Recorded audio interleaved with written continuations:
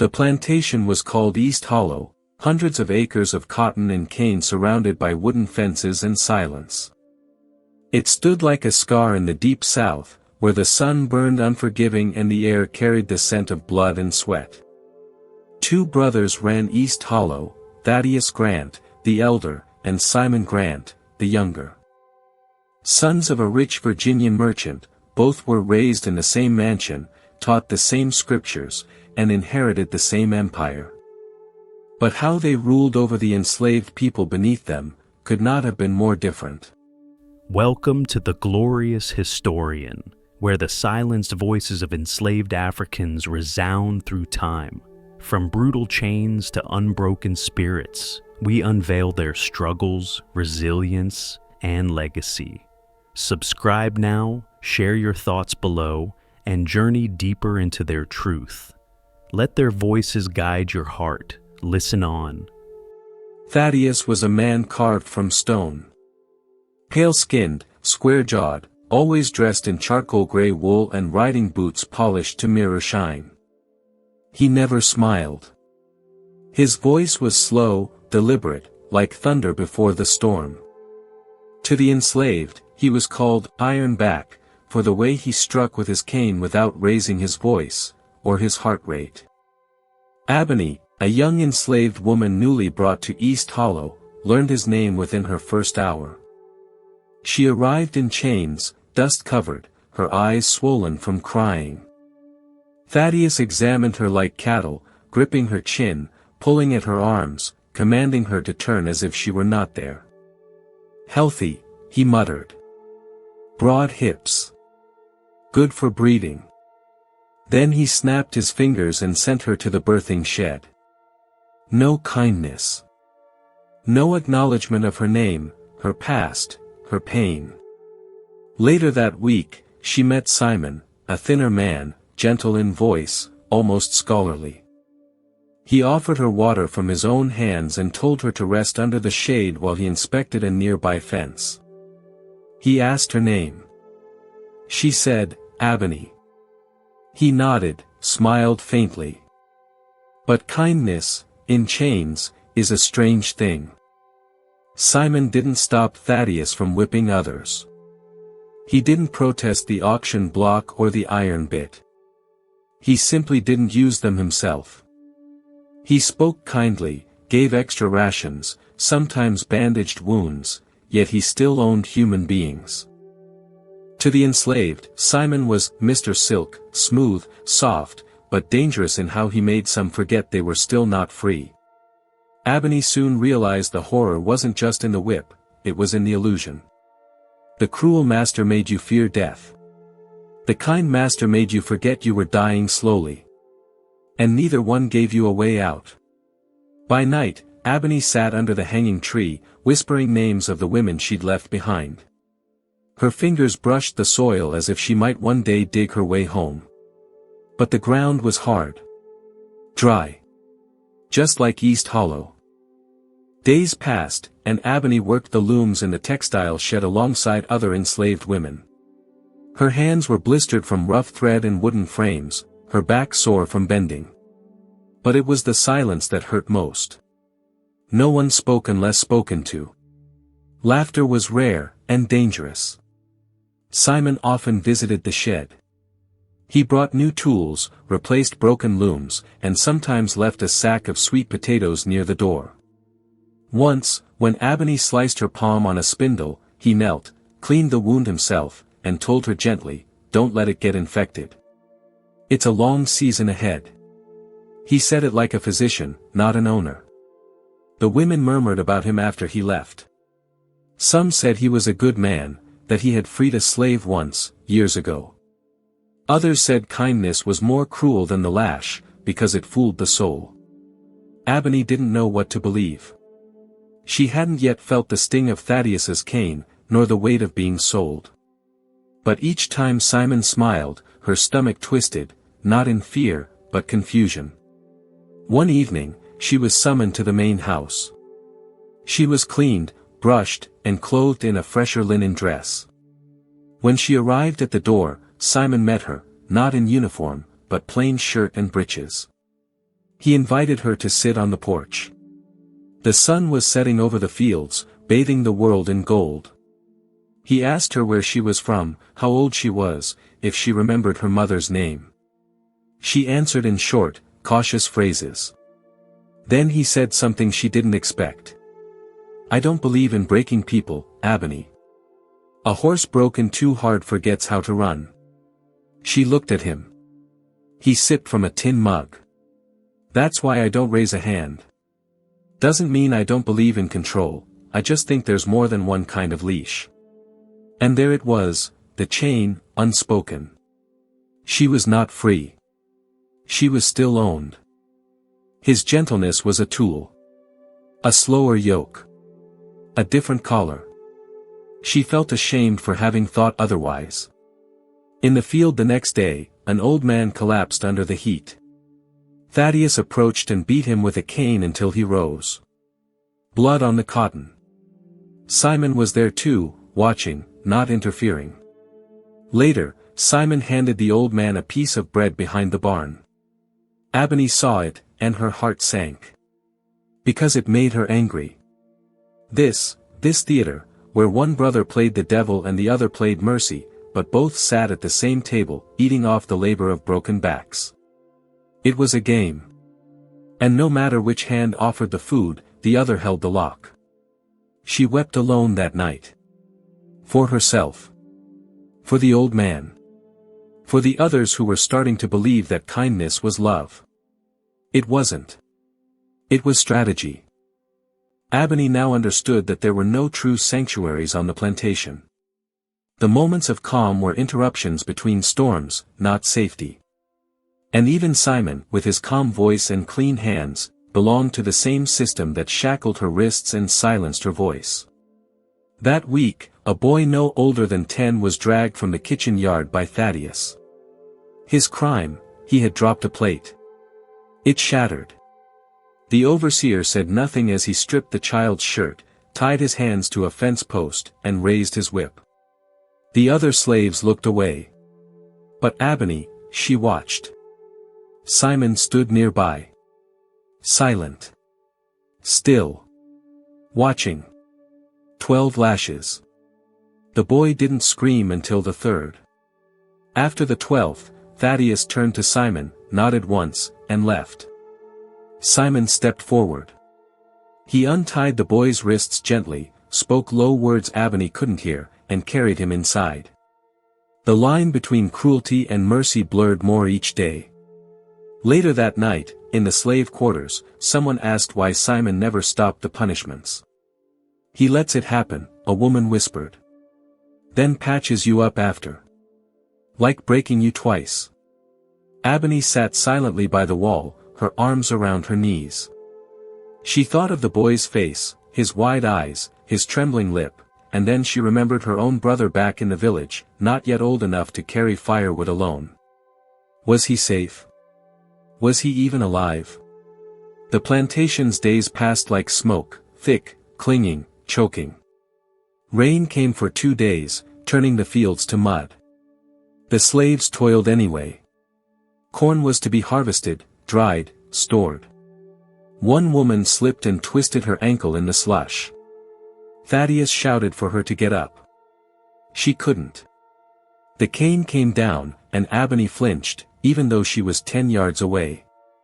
Simon, again, said nothing. But he brought the woman food later. He left it without a word. The woman didn't eat it. "I'd rather starve than eat from his hands," she told Ebony. "The same hands that own my name." In the months that followed, more contradictions emerged. Simon read aloud to the children once a week. He taught them hymns and letters. He never struck anyone. He asked their names. But he still bought people. Sold people. Controlled who could marry. Who could have children. Who could speak. And Ebony could feel herself slipping, not into loyalty, but into numbness. She'd stopped dreaming. She no longer remembered the taste of the yam stew her mother made. The sound of the rain on her old clay roof. Her brother's laugh. She was becoming what the masters wanted, quiet, skilled, obedient. But inside her, a flame still flickered, small, fragile, but alive. And she hated them for trying to smother it. Weeks passed, and Ebony's days fell into a rhythm so predictable it no longer shocked her. The rising bell. The dry cornbread. The fields. The whip's echo. The silence. It was no longer a nightmare, it was life. Simon became a confusing presence in her thoughts. He began allowing some of the younger children to help in the big house, giving them easier chores, polishing brass, folding linens. Ebony noticed the small, hesitant smiles they carried back to the quarters. "He's better than most," they whispered. But better didn't mean good. One evening, Simon asked Ebony to stay behind after serving dinner in the big house. He sat her at the wooden table across from him, poured her a cup of weak tea, and asked, "Do you miss your home?" She stared at him. It was the first time a white man on this land had asked her that.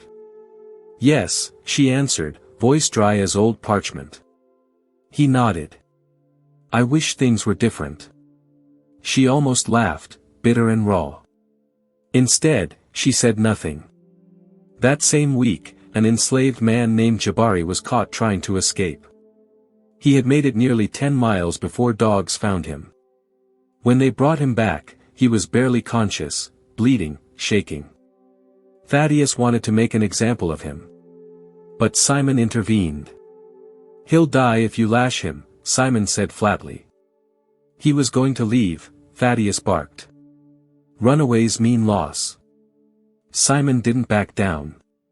"If he dies, we lose him anyway."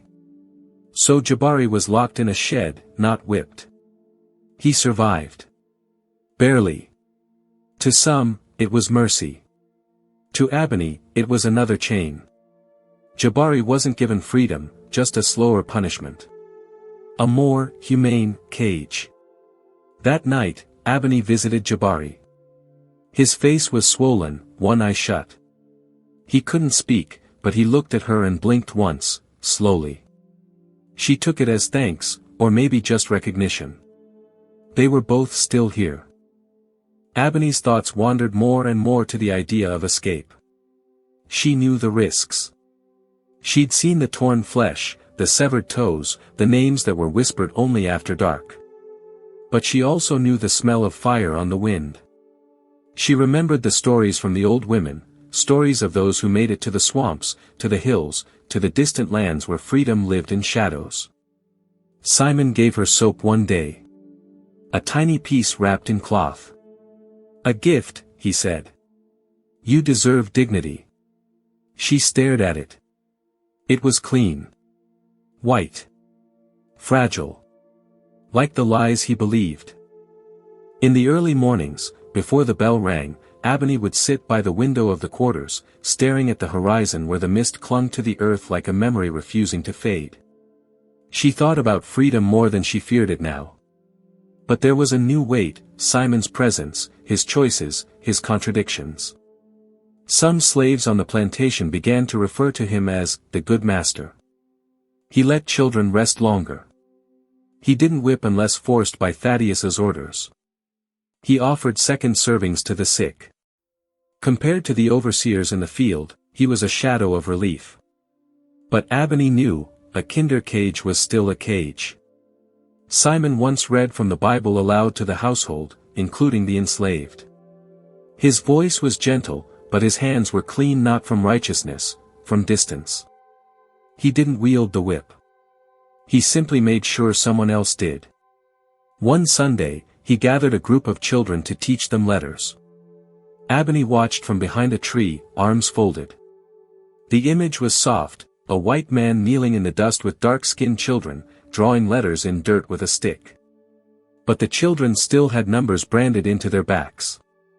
When a young girl named Bina fell ill, Simon brought a doctor. The man grumbled about wasting medicine on stock, but Simon paid him.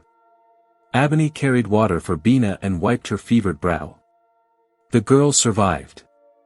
Later, Ebony said to Simon, "Why help her?" "She's a child," he replied, as if that was enough. But she's not free, Abney said.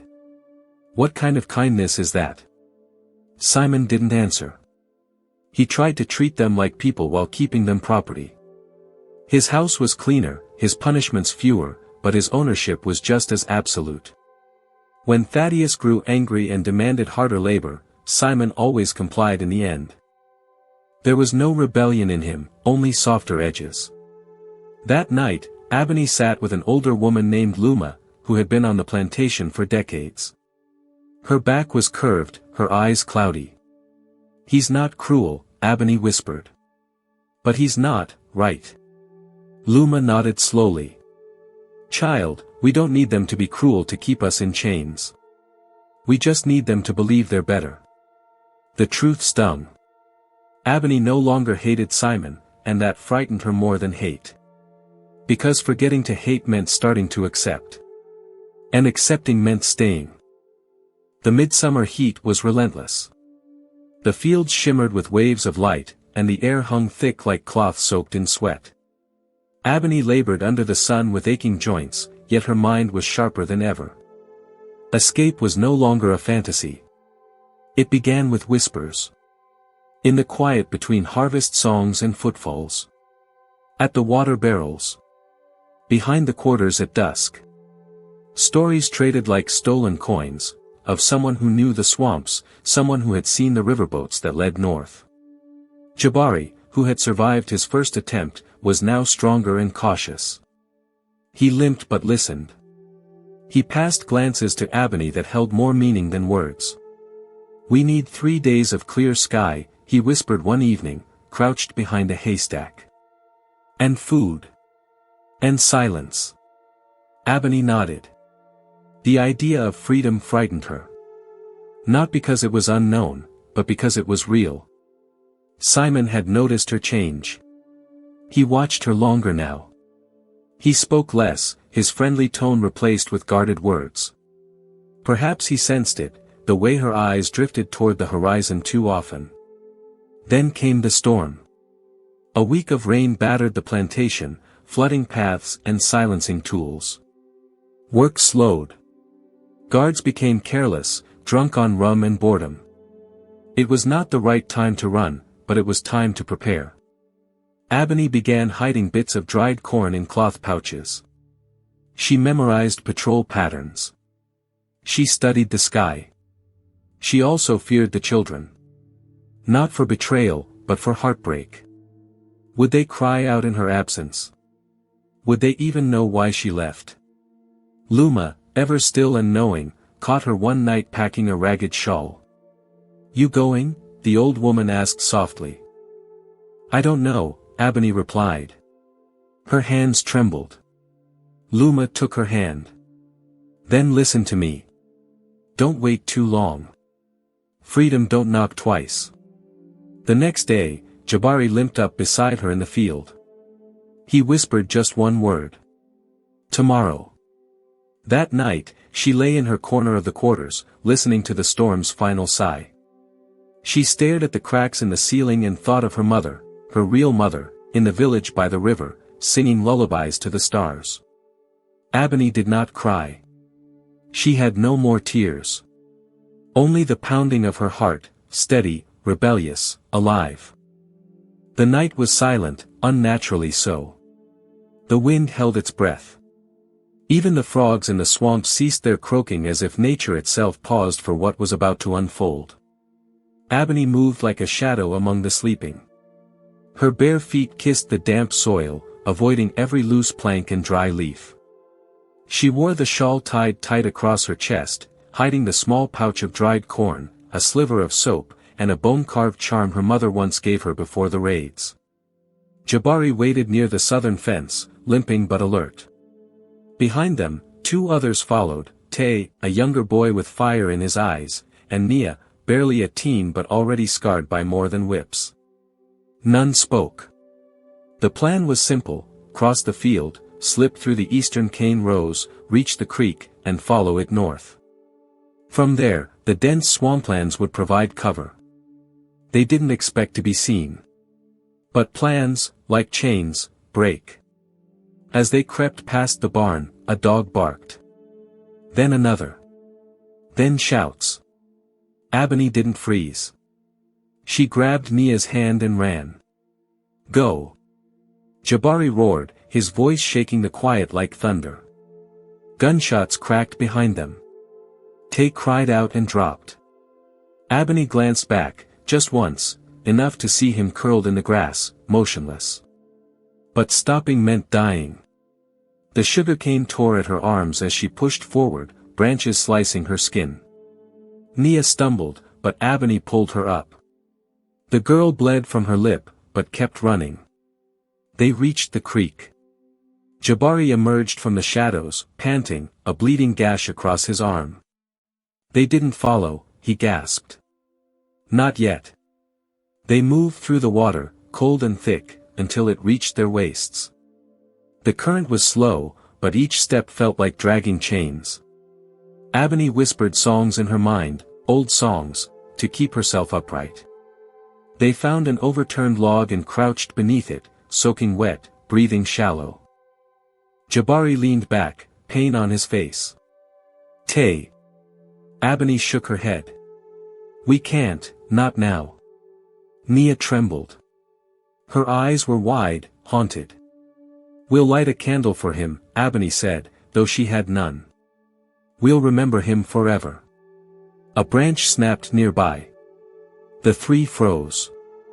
Then, silence. The masters wouldn't search the swamps until dawn, if ever. They believed the wilds would kill what their whips did not. They were wrong. Ebony wasn't running anymore. She was rising. The swamps were alive in a way no plantation ever was. Each sound, the croak of frogs, the hiss of insects, the low hoot of distant owls, became part of a strange music. It frightened Nia, who clung to Ebony's arm, but to Ebony, it sounded like freedom breathing. Their bodies ached. The mosquito bites burned. The mud pulled at their legs with each step, and yet, they pressed forward, one slow movement at a time. Jabari could barely walk. His arm was swollen, and his skin fevered, but he wouldn't stop. Keep north, he rasped. Keep going. They traveled by night, sleeping hidden in thickets during the day. Ebony wrapped Jabari's wound with moss and cloth. She whispered to him, lullabies, chants, prayers, anything to keep him from fading. Nia learned quickly. She carried the pouch of food, rationing pieces of corn and sips of muddy water. Her silence was her strength. On the third night, they reached a clearing. The moon was high, bathing the swamp in silver. Ebony looked up and smiled. The drinking gourd, she whispered, pointing to the stars above. See that? It tells us where freedom lives. Nia blinked. Up there? No, Ebony said, tracing the constellation with her finger. That way. She pointed north. To the land where no man owns another. Jabari chuckled softly. That land real? Ebony looked at him. It has to be. They moved again. One night, they came upon signs, an old tree marked with 3 slashes. Then another with charcoal lines in a circle. Ebony gasped. It's the trail. The one the others spoke of. Each mark was a message. A guide. Proof that someone before them had made it. Hope bloomed. But with it came danger. The trail meant others knew it too, not all of them kind. They avoided torches, crouched from sounds of voices. Once, they heard dogs far off, barking wildly. They hid under water, barely breathing, until the sounds passed. Jabari collapsed on the 5th night. He groaned, shivering. Ebony and Nia huddled around him, wrapping him in their clothes, whispering stories of rivers and stars. Ebony touched his forehead. Don't go, she pleaded. But Jabari smiled. If I do, promise me you'll reach it. Take her. I promise. He nodded once. Then went still. Nia began to sob. Ebony held her close, shielding her from the cold, from the loss, from everything. "We keep moving at dawn," she said. "He'd want that." And so they did. The morning mist clung low over the wetlands, curling around the ankles of Abney and Nia as they walked. The water shimmered faintly in pale light, as if mourning Jabari's passing. Neither of them spoke his name aloud, but every step forward was a prayer for him.